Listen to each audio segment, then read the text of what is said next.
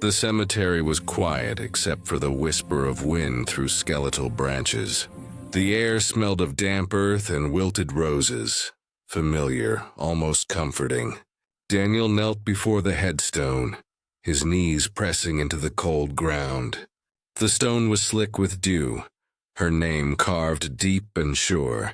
Elena Marlowe, 1989-2022. You were the light that made the dark bearable. He traced the letters with calloused fingers, as he'd done every week for the past 3 years. I brought your favorites, he murmured. The bouquet of white lilies trembled in his hand. Fresh this morning. Didn't let them wrap them in that cheap plastic this time. He chuckled softly to himself, though the sound cracked halfway out. You'd complain about that. Said the world hides too much beauty in plastic. His voice faltered. He swallowed the ache in his throat and placed the flowers gently at the base of the stone. A light drizzle began to fall. He didn't move. Rain on his jacket, rain on the earth, rain on her name. Every visit felt like reopening a wound that refused to close. He wanted it to scar, to stop bleeding, but something always brought him back here. Something between guilt and love. Maybe both. He remembered that night like it had never ended. The way the headlights cut through fog. The slick curve of the road. Her hand reaching out to grab his arm. Then the screech, the impact, the sudden silence after chaos he'd lived. She hadn't, and that was a truth he carried like a knife under his ribs. The rain thickened. Daniel exhaled, rising to his feet with effort. He brushed mud from his jeans and glanced toward the path leading out of the cemetery. That was when he felt it. Soft, like static on his sleeve. A touch. He froze. For a heartbeat, he couldn't move. The sensation was unmistakable.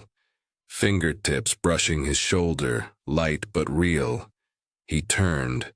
No one. The nearest trees swayed quietly, their branches dripping. He blinked, rain clinging to his lashes. Elena? It escaped him before he could stop it. He laughed shakily, scrubbing a hand through his wet hair. Get it together, man.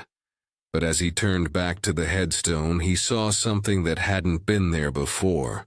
A folded note, nestled between the lilies. Daniel crouched, frowning. It wasn't his. The paper was crisp, unsoaked by rain, as if it had just been placed there. His fingers trembled as he unfolded it. Don't cry anymore. You kept your promise. Now let me keep mine. The handwriting was hers. Perfectly hers. Rounded, looping, and unmistakable. He stared until the letters blurred. His heart thudded unevenly, panic rising. His mind scrambled for explanations. A cruel joke, a trick.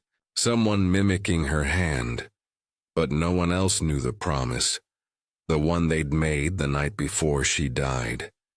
If one of us goes first, we don't let the other drown in the grief. Impossible, he whispered. This isn't real. He looked around again, scanning the misty expanse of gravestones. Nothing moved, yet a cold current of air brushed past him, carrying with it a scent he hadn't smelled in years. Jasmine and citrus shampoo. Her shampoo, Elena. He returned the next day, and the next each time something was different. Once her favorite locket lay on the headstone. Tarnished but unmistakable. The lilies were rearranged into a perfect heart. Once there were footprints beside the grave, small and barefoot, pressed into the mud. He began to dream of her again, vividly. In the dream she was never the pale ghost he expected. She was alive, radiant, standing on that same patch of earth under the rain, smiling like she'd been waiting for him. When he woke, the scent of jasmine would linger faintly in the room. Friends told him to move on. His sister begged him to stop visiting. She wouldn't want you trapped there, she said. You're letting a grave own you, but he couldn't stop. Something was happening. Something wanted him there.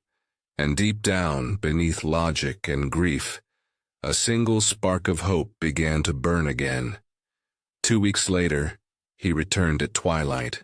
The sky was heavy and gray, the horizon swallowed by fog. The world felt suspended, silent, waiting. He knelt as always and whispered, "I'm here."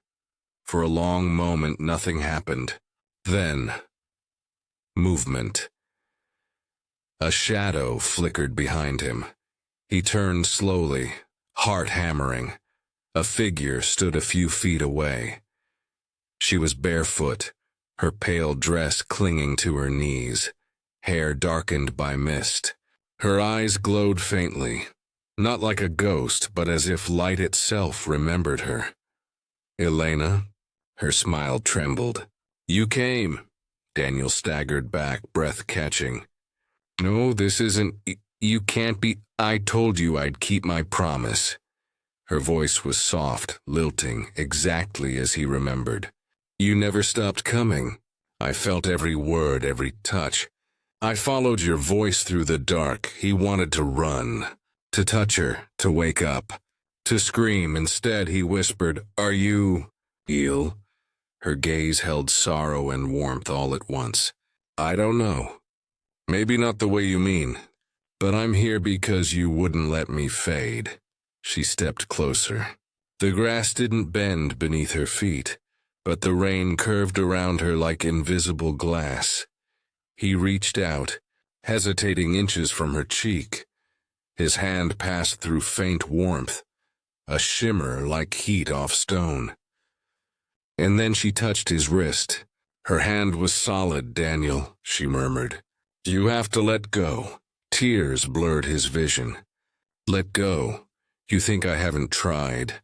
I lost everything that day." "No," she said gently. "You kept living, but you stopped being alive." He shook his head. "You died. You left me. What else was I supposed to do?" "Forgive yourself," she whispered. "You weren't driving the car that killed me. The road was slick. You've punished yourself for something no one could change."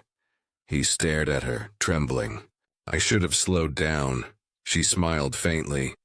"If you had, we wouldn't have met at all. Every moment we had was perfect because it ended. That's how humans love." He couldn't hold back the sob that tore out of him.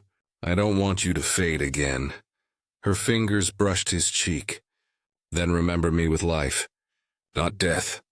The air seemed to pulse around them, the fog glowing faintly gold. Her outline began to flicker, her features growing transparent. "No, please don't go." Her voice was barely a whisper now. "When you lay flowers next time, make them for both of us. Live enough for two." He lunged forward, but his arms met empty air. The mist collapsed inward, and she was gone. Only the lilies remained, fresh and dry, though the rain poured harder than ever. That night, Daniel didn't dream. He slept deeply for the first time in years. The next morning, sunlight streamed through his window. He rose, made coffee, and for once didn't feel the weight of the world pressing down. He still went to the cemetery that afternoon, though. He brought 2 bouquets this time, one of white lilies for her and one of sunflowers for himself. He placed them side by side. The headstone looked softer in daylight. He smiled quietly, feeling warmth on his shoulder, like a gentle hand resting there a moment before fading. "I'll keep my promise," he said. "I'll live." And as he walked away, the scent of jasmine followed him. Soft and sweet in the wind. Epilogue a week later. The groundskeeper found something unusual near Elena Marlowe's grave. A new inscription had appeared below the old one. The stone faintly warm to the touch. "Love doesn't die. It waits until we learn to live again." No one ever claimed responsibility. But those who passed the grave on quiet mornings sometimes swore they saw a man and woman standing there, hand in hand, before vanishing into the mist.